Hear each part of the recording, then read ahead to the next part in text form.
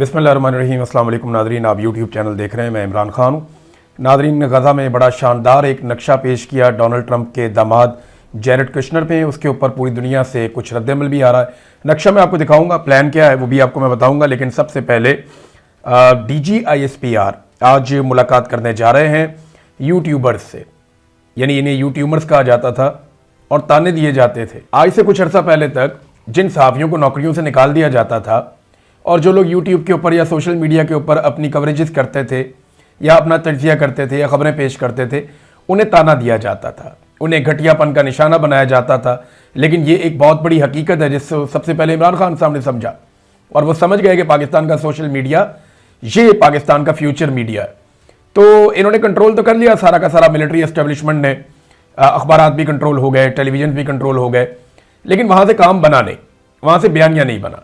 और अब पाकिस्तान की मिलिट्री एस्टेब्लिशमेंट ने अपनी ज़ेरे निगरानी कुछ डिजिटल मीडिया के प्लेटफॉर्म्स बनाए, लेकिन जो भी प्लेटफॉर्म वो बनाते हैं वो बड़ी जल्दी बेनकाब हो जाता है।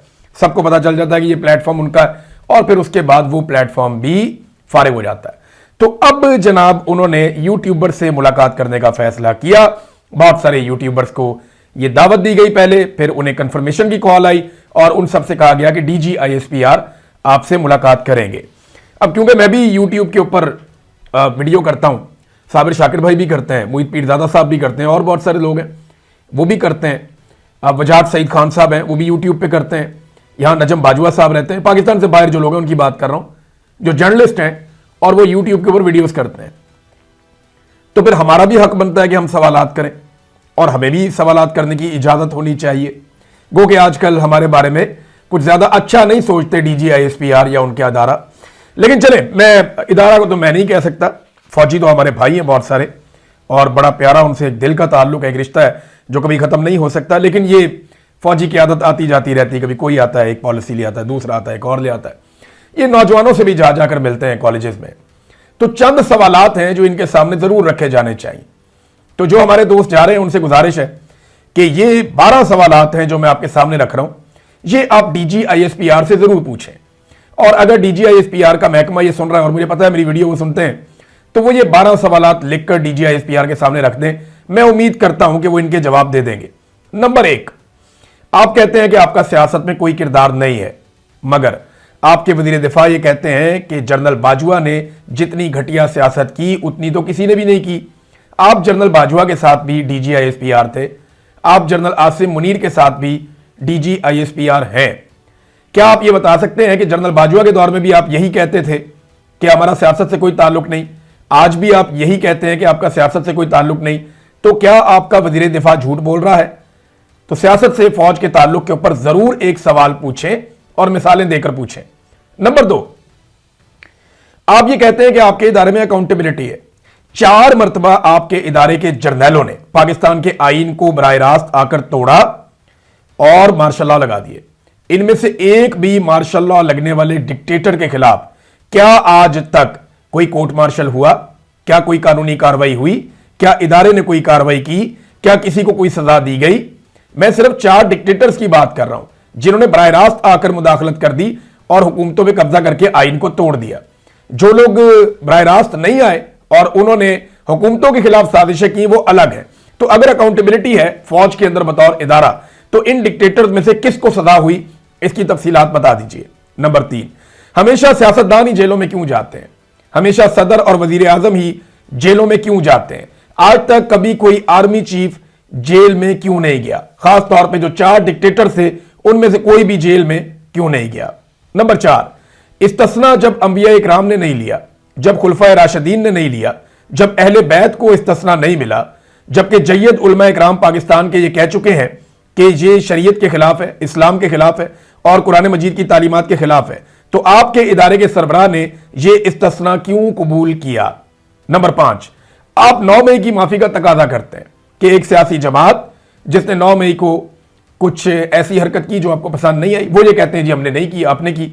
चले जो भी है, आप ये कहते हैं कि 9 मई की माफी का आप तकाजा करते हैं कि माफी मांगी जाए और कई मरतबा आप अपनी प्रेस कॉन्फ्रेंस में खुद ये कह चुके हैं कि इंतशार छोड़ें और सदके दिल से माफी मांगे, मगर आज तक आपके इदारे ने मुल्क टूटने की माफी क्यों नहीं मांगी? आज तक आपने यहां पे डिक्टेटरशिप बार बार लाने के लिए या मार्शल लॉ लगाने के लिए माफी क्यों नहीं मांगी?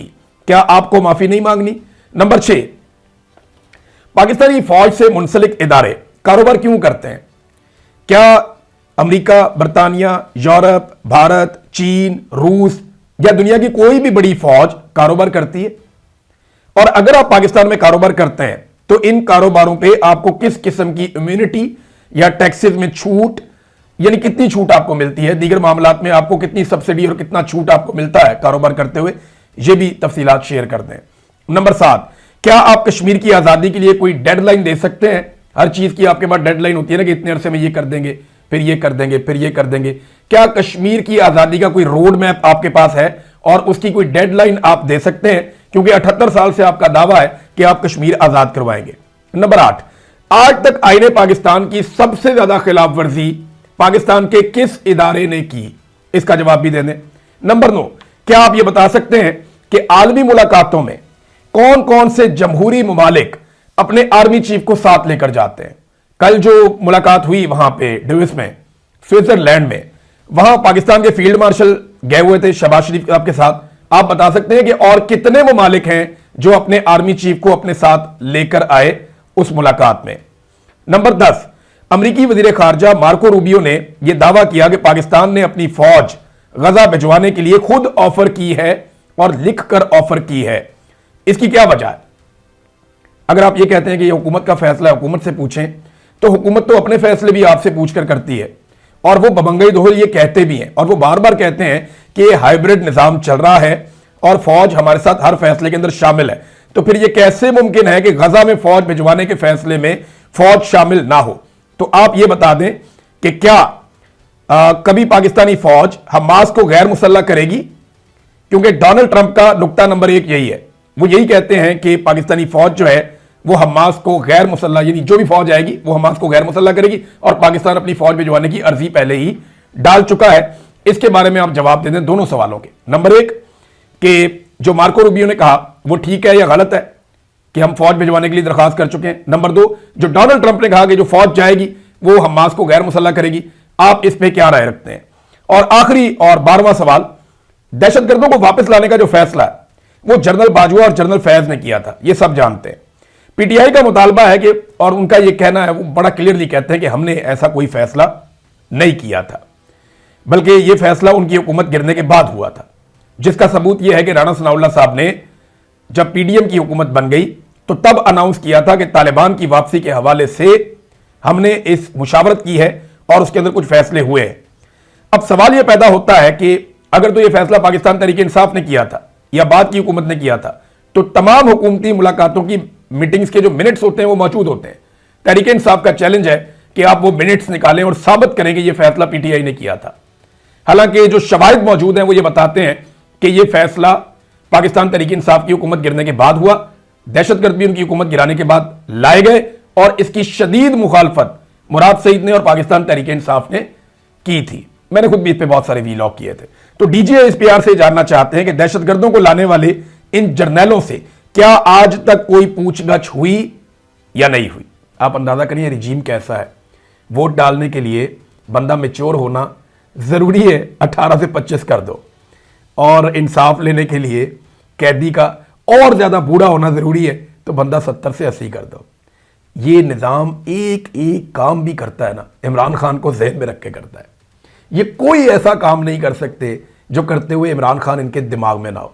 कैसी तबाही फेरी है इस आदमी ने, एस्टेब्लिशमेंट को उस दीवार के साथ लगा दिया, सियासतदानों को इस दीवार के साथ लगा दिया, सबको खड़ा करके सबकी औकात दिखा दी और पाकिस्तान के असल मसाइल पाकिस्तानियों के सामने आ गए।